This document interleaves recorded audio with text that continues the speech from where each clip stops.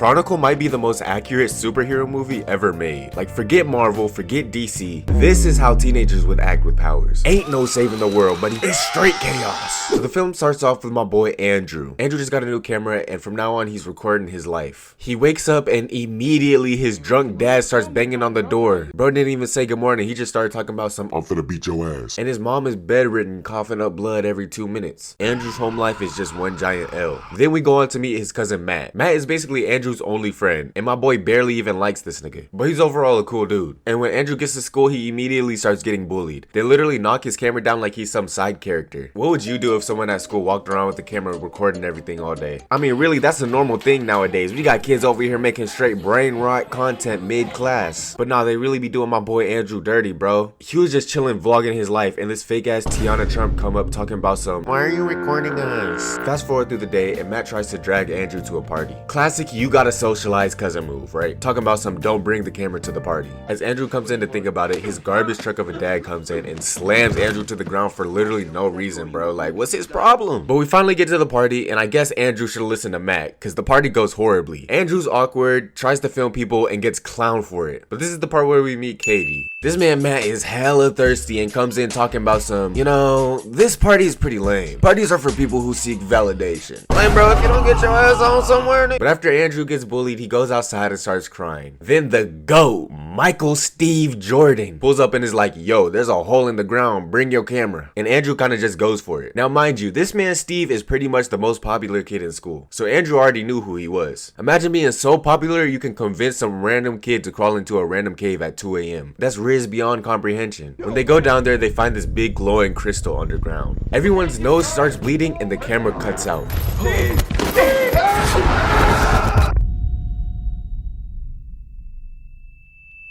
These motherfuckers got superpowers. Now, we don't know how long it was between the moment the camera cut and this moment now, but it picks up with them practicing their powers. They over here throwing balls at each other. My boy Matt gets beat, brother man Steve got murked. But Andrew was cold with it, he stopped it midway. From this point, it's clear that Andrew's gonna be the most skilled with his powers. Like, literally in the very next scene, they're over here trying to build Legos with their powers, and then Andrew just comes in and does it instantly like he's Emmett Brakowski from the Lego movie. Oh, no. But keep in mind, the more that they use their powers, the more it damages them. But they go back to the spot where they found the crystal to try and find out what happened. And they find out the hole is already closed. We got the park ranger over here telling them to get off his lawn. So later that night, Andrew and Steve are just chilling in the car, yapping it up, right? And we find out that Andrew's dad actually used to be a firefighter, but he ended up getting injured and now he's just a drunk bum. And this is where Andrew learns how to hold his camera and record everything using his telekinesis. Like, bro, this movie is so heat, bro. But the next day, Andrew randomly hits Matt with the, do you like me? Like, hey, yo, what is you talking about, bro? First of all, that's your cousin, and second of all, I didn't even know you rolled that way. But Matt admits that he didn't actually always like Andrew. I mean, I didn't always. And that definitely affected Andrew in some way. But he explains that now that they have these powers, it brought them closer. But then Andrew asked Matt a weird question. He was wondering if Matt shared his thoughts on doing more with their powers. What does he mean by doing more? Who knows? But they figure out that in order to get stronger, they have to train their brains like a muscle. So if they do it right, these dudes can really turn into some demigods.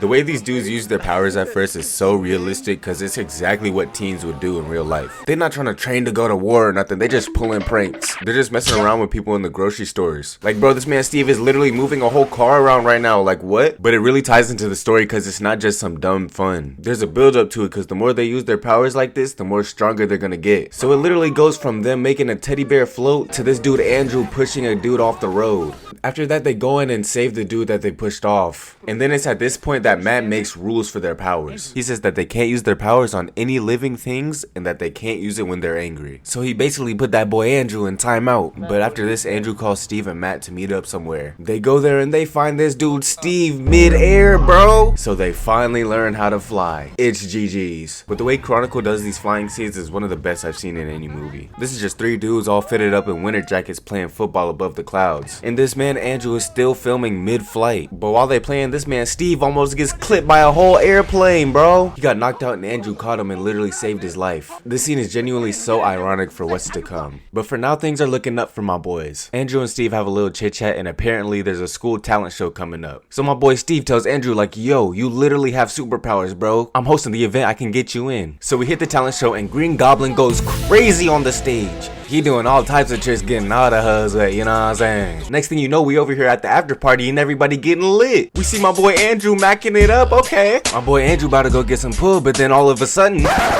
Oh my gosh, this is the fumble of the century. My boy threw up on her? Andrew, this is a generational fumble, bro. You just doomed your whole bloodline by doing this. And I'm not gonna lie, from this point on, everything goes downhill, bro. Cause I kid you not, literally in the very next scene, it cuts to this man Andrew tearing apart a spider limb from limb. But then this is where it gets kind of crazy. I know y'all forgot about Andrew's dad. Yes, okay, he's still here. So apparently he went through Andrew's camera. But even if he did, he doesn't care. He still just tells him that he's a loser, bro. He starts going off on him like usual, right? He picks him up and slams him on that ground, bro. Talking about some, I could crush you if I wanted to. My man Andrew on a different type of timing, bro. So after he crashes out on his dad, he goes up into the sky and tries to cool off. So these electromagnetic type powers they got lets him control the weather a little bit. So Andrew's frustrated and he's building up a storm, right? Steve's spidey senses start tingling. He knows something's up with Andrew, so he goes up to the sky to talk to him. Tell me why this dude Andrew smites him down like he's Zeus and he bodies him.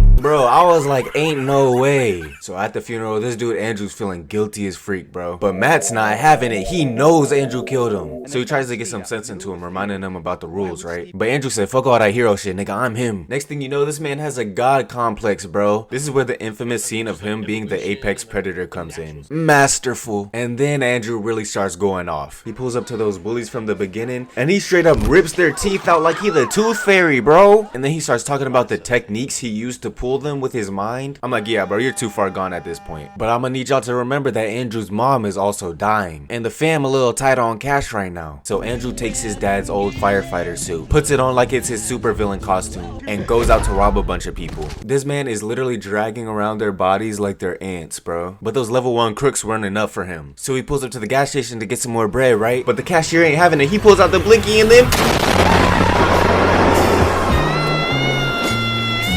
Man, Andrew got left on 1 HP, bro. So at this point, it's already too late for Andrew's mom, and she passes away. So Andrew's dad comes to visit him in the hospital, right? And at this point, you'd think he'd try to apologize or say something nice, right? But no, he literally blames Andrew for everything. And mind you, Andrew is awake at this point, listening to what he's saying. So Andrew hits him with that.